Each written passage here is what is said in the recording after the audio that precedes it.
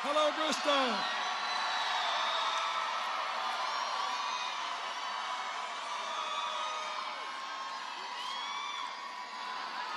Hello.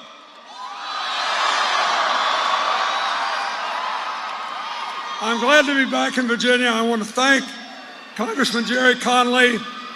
I want to ask you to make sure Tim Kaine wins this election on Tuesday. And it was great to hear the Dave Matthews Band again. But as you can see, I have given my voice in the service of my president. But I have the honor of introducing the president tonight and sort of setting up his speech. And I want to tell you that 4 years ago when he ran, both Hillary and I worked very hard. We did together over 100 appearances.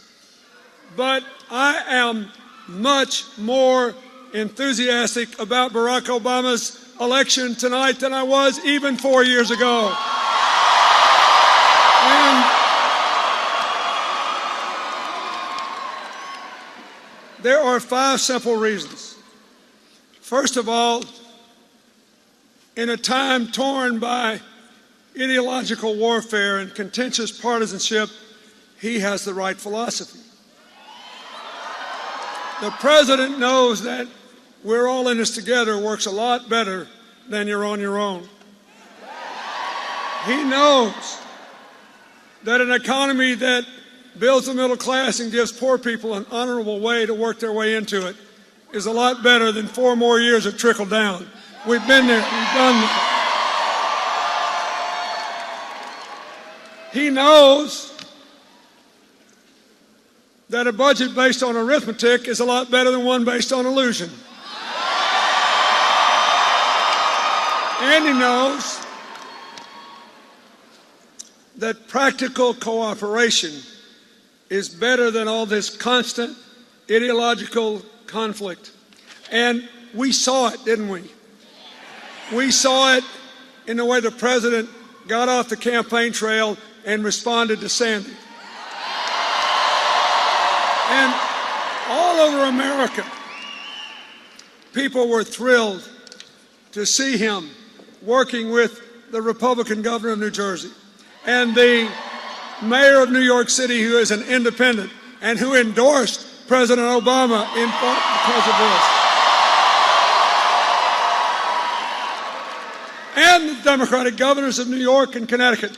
There is no Republican or Democratic way to rebuild after a flood, to save lives, to start again, to turn the electricity on, to clean the debris. But what I want to tell you is cooperation works better when there is no disaster. And if you don't have cooperation, you have the makings of a disaster. Barack Obama is a proven cooperator.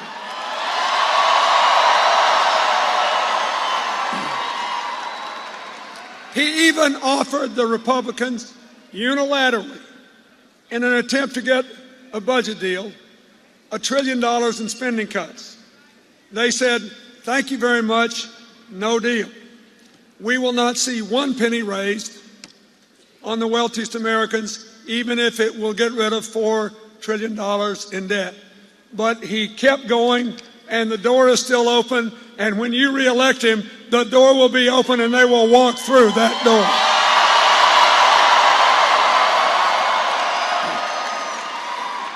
The second reason that I'm for President Obama is that he has done a good job with a bad hand. Keep in mind, all through 2007 and 2008, then Senator Obama crossed America with Senator Clinton and Senator Biden and other good Democrats, all talking about how bad the economy already was. Median family income after inflation was lower than it was the day I left office. Poverty was up.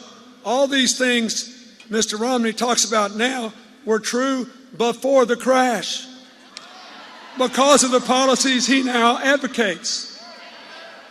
Then came the crash, just 6 weeks before the election. And he took office when the economy was losing 800,000 jobs a month.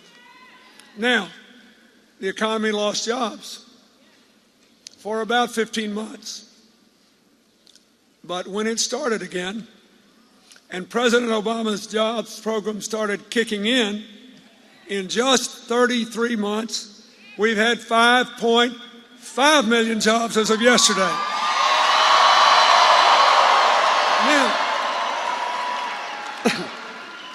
when someone criticizes an office holder, you have a right to ask them, compared to what?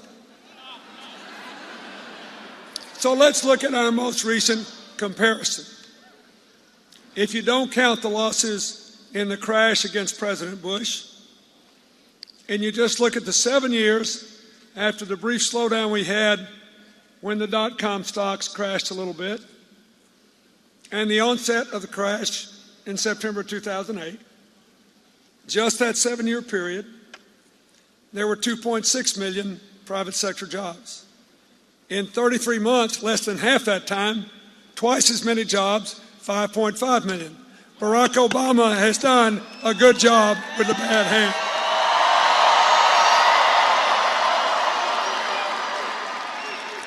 The third reason I'm for him is that he has fulfilled his solemn responsibility to be a good commander-in-chief. He has advanced the nation's security by ending the war in Iraq, by bringing our troops home from Afghanistan, by fighting terror, modernizing the military, and aggressively pursuing diplomacy to make a world with more friends and fewer adversaries.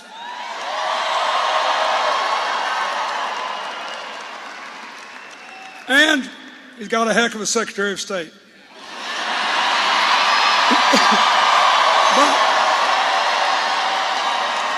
far more important, most important of all to me, he has shown a consistent, unbreakable commitment to take care of the men and women in uniform when they come home.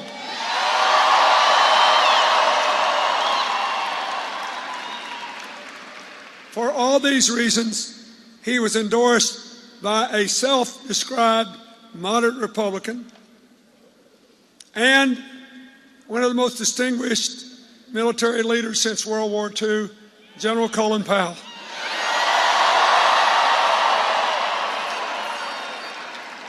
Who also pointed out that his opponent's main advisors are the same neocons that took us into war in Iraq on bad intelligence. Barack Obama is your choice for commander-in-chief.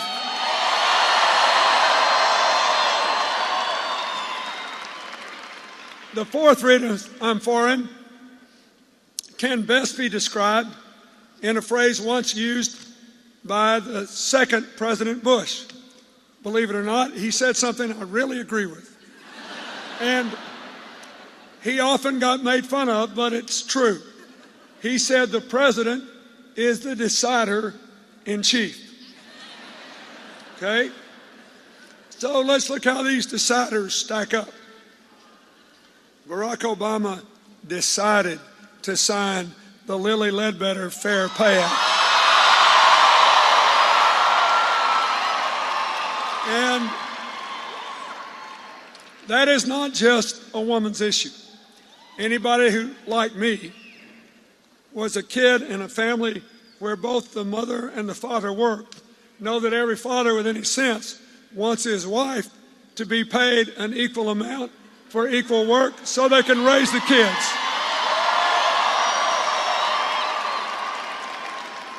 Now, this law has been on the books for a couple of years now, and when Mitt Romney, who wants to be the decider-in-chief, was asked, well, wait. He was asked, well, Governor, would you have signed the bill?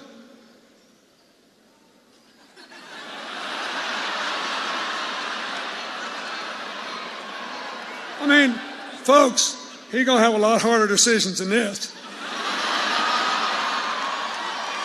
There's, there's, I mean, there's a law. It's been there. There's an answer to this question. You can answer yes or you can answer no. But when you are the decider in chief, you don't need to just shuffle along. You can't do that. Barack Obama wants to keep funding Planned Parenthood, and Mitt Romney doesn't.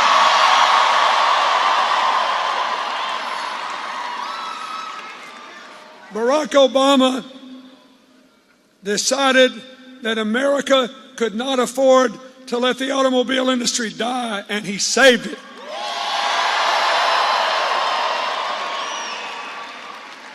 And Mitt Romney opposed what he did. And now he keeps he's tied himself in so many knots over this automobile deal, he could be hired as the chief contortionist for the Cirque du Soleil.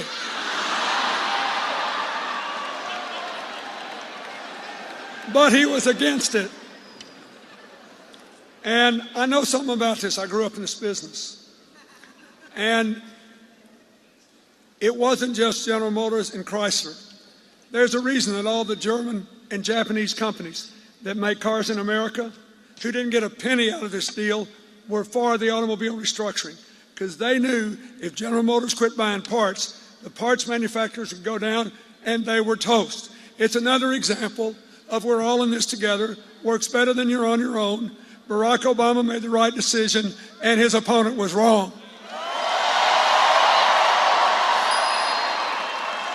And in an unbelievable attempt to distract the voters of Ohio, where 1 in 8 jobs depends on the car business,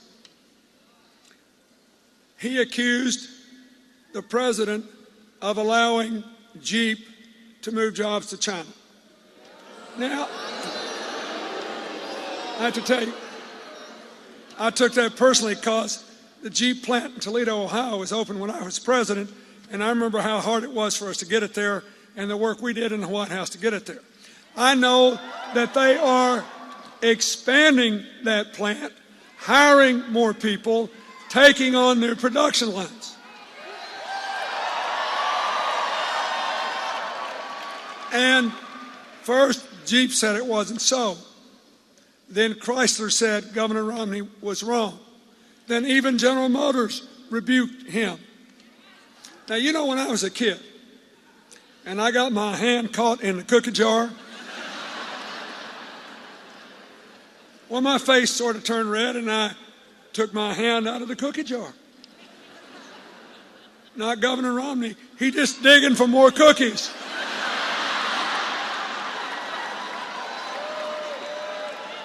When General Motors and Chrysler and Jeep all said this is bull, what did he do? He then said, because Fiat owns a controlling interest in Chrysler, that the president had worked with the Italians to move jobs to China. You know, first he took after the Latinos on the immigration deal. And then a lot of other people in ways I won't take your time up with. Now he's going after the Italians. If the Irish are next, I'm toast.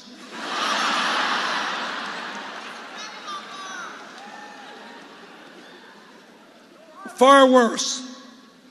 After every single reputable authority said this is a false charge, he put it on television and then doubled down and put more money behind the ad because he believes that middle-class people are so scared about their jobs and so uninformed that they will buy any line of bull they see on television.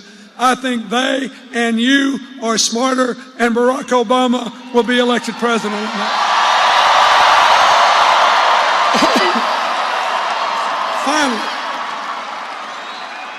Finally, and most important, I'm for President Obama because his plans for the future are better. That's what really matters. And in sum, he's going to talk about this, but I'll just give you a brief outline. He wants us to begin to invest even more in the new jobs of the 21st century. in infrastructure, in information technology, in clean energy, in manufacturing, in modern agriculture. And he wants to educate and empower people to do those jobs. He wants to help middle-aged, non-college educated, long-time unemployed workers get back in the mix by going to community colleges and getting skills that will get them good jobs. And he has literally revolutionized the student loan law. From now on, beginning next year, listen to this, every person in America who has a college loan beginning next year will, first of all, get it at a lower cost and will have the absolute right to pay that loan back as a low fixed percent of their income for 20 years. And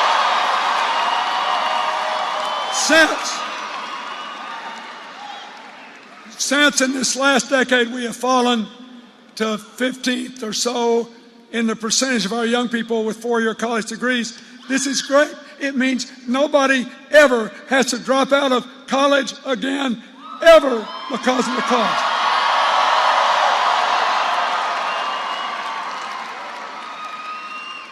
One of the reasons middle-class people didn't get a pay raise in the last decade is that health care costs went up so much.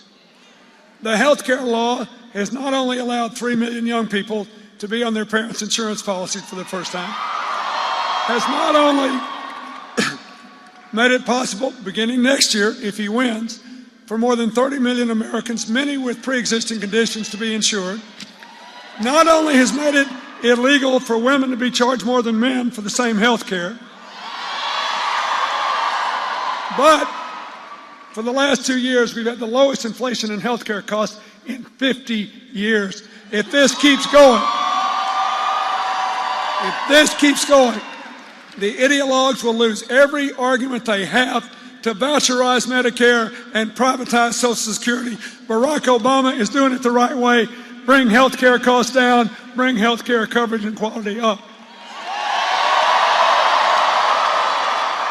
Finally, he's got a budget based on arithmetic. Cuts the debt $4 trillion, $2 in tax cuts, spending cuts for every $1 in revenue increases. And he only asked people like me, I love saying this, I never had a nickel when I left the White House. He only asked those of us in high income groups to pay a little more so we can balance the budget, get rid of the debt, and manage our future. Now, how does that compare with Governor Romney's plan? You remember they told us at their convention that the debt was the biggest problem in the world. You remember that? They forgot to tell us that we never had permanent debts in peacetime until they convinced everybody that government would mess up a two-car parade and that there was no such thing as a bad tax cut about 30 years ago. Then they tripled and quadrupled the debt before I took office in 12 years. Then I gave you 4 years of declining deficits and 4 years of surpluses.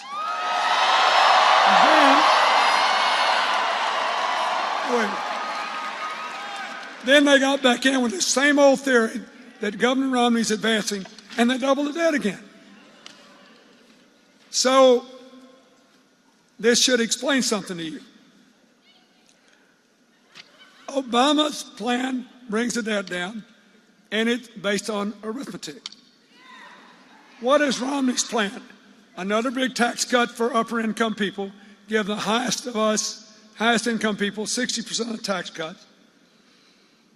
And then cut education and cut the investment and all these areas that are going to create 21st century jobs, cut them a lot, repeal the student loan law, making the loans more expensive and harder to repay, and keeping us down there in the rankings of college graduates. And don't produce a budget. You say, well, Governor, you want to spend $2.5 trillion more than the president wants to spend. You want to cut taxes $5 trillion more than he wants to cut taxes. And you've only identified about $1 trillion worth of tax deductions on companies that you want to repeal to lower the corporate income tax. that's President Obama's idea. But that leaves $6.5 trillion. How are you going to fill that hole? And even if you fill it, you want to reduce the deficit a penny. You want to reduce the long-term debt a penny. How are you going to do that? See me about that after the election. He has no budget. I want to vote for the president who has a budget, who has a plan that will produce broad-based prosperity. I want to vote for a president who's been a good commander-in-chief and a good decider-in-chief. I want to vote for a president who's been through the fire of these last 4 years and brought America out on the other side ready to take off. And lastly, just remember this. You know, Governor Romney has promised us 12 million jobs. You've all heard it, haven't you? He says, by just electing me, people will be so elated that you're going to get 12 million jobs. Now, I'm sure it was just an oversight. Or as the president has told us, America is in the grip of this huge public health epidemic. There's this virus going all over America, backed by hundreds of millions of dollars, spreading a condition known as Romnesia. And it is so prevalent that even his opponent could have picked up a little of it. But anyway, he forgot to tell you that just days before he promised you that 12 million jobs, a distinguished independent business forecaster, Moody's Analytics, says we're going to get 12 million jobs in the next 4 years if we just don't mess up what President Obama has already done. So, it is my great honor to introduce to you the next president, the decider-in-chief, the commander-in-chief, the man who brought you back and will take us forward, Barack Obama.